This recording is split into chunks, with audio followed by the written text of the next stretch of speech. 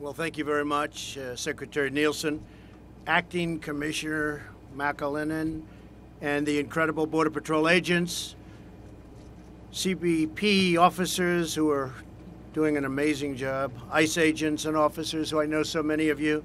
Every day, criminals and terrorists try to infiltrate our country. You got a good glimpse of it before. We did it together with the media. Frankly, I didn't know we were going to be doing that, but you got really maybe a far better glimpse than you're going to get right now. But the border wall is truly our first line of defense. And it's probably, if you think about it, our first and last, other than the great ICE agents and other people moving people out. It'll save thousands and thousands of lives, save taxpayers hundreds of billions of dollars by reducing crime, drug flow, welfare fraud, and burdens on schools and hospitals. The wall will save hundreds of billions of dollars, many, many times what it's going to cost.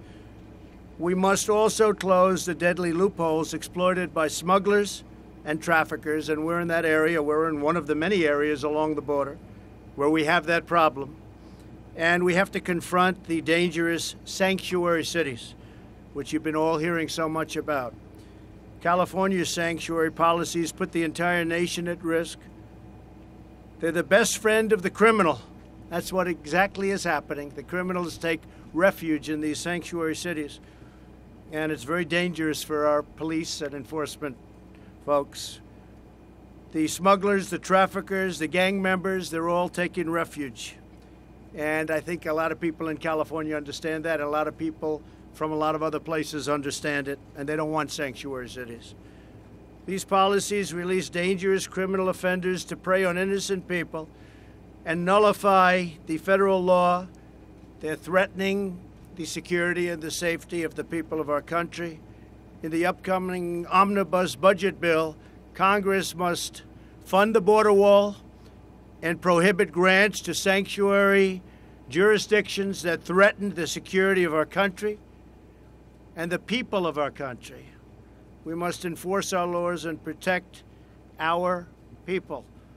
And I have to say, law enforcement, ICE, Border Patrol, all of the people that have been so good to me for so long, they're really doing a job.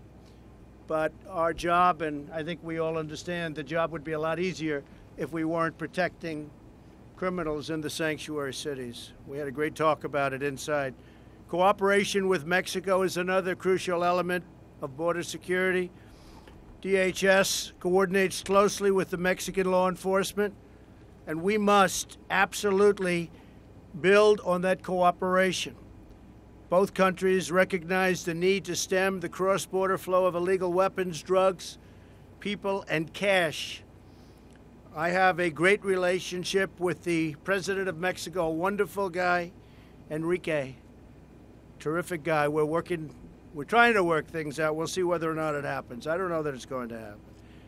He's a very good negotiator.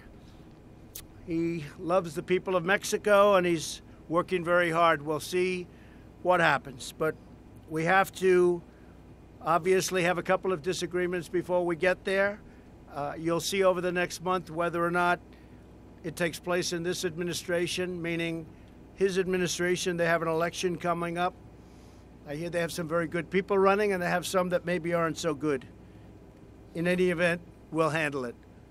I want to again thank everyone for being here today, and I want to again call on Congress to deliver a budget that protects our homeland and properly funds all of our law enforcement needs. I want to thank the Secretary. I want to thank ICE and the Border Patrol agents for their incredible work and their incredible bravery. I want to thank all of law enforcement on the border. It's a dangerous job. It's a tough job. And if you didn't have even these remnant walls, we call them remnant, they've been here for a long time. People don't say that, but they've been here for a long time. If you didn't have them, you would have crime in numbers that far surpass the numbers that you see today. We've cut down and way down on crossings, border crossings, because of the job that the Border Patrol does. And the ones that get through, we've gotten out. MS-13, we're taking them out by the thousands. But we don't want them here in the first place. We don't want them to come in. So this was really a day where we look at the different prototypes of the walls. You've seen them, the media's seen them. And some work very well, some don't work so well.